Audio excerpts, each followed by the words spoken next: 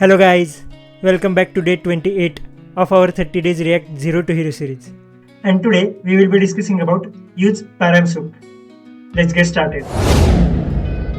So let us say you are creating a product listing website.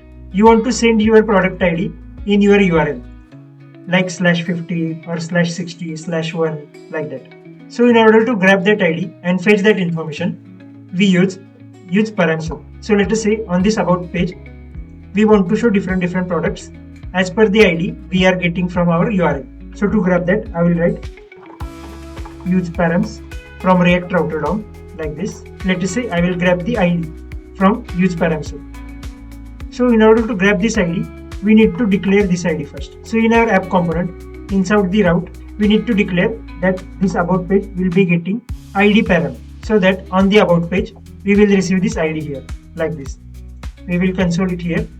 And also in about page, welcome to about page.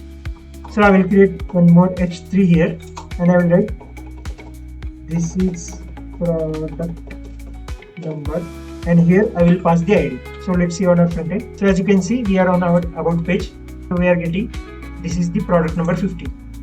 Let's say I hit 007.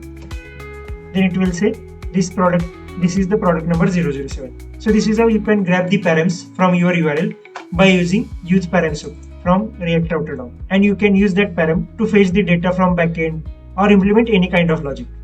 So that's it for today's video guys, and I'll see you in the next one. Bye bye.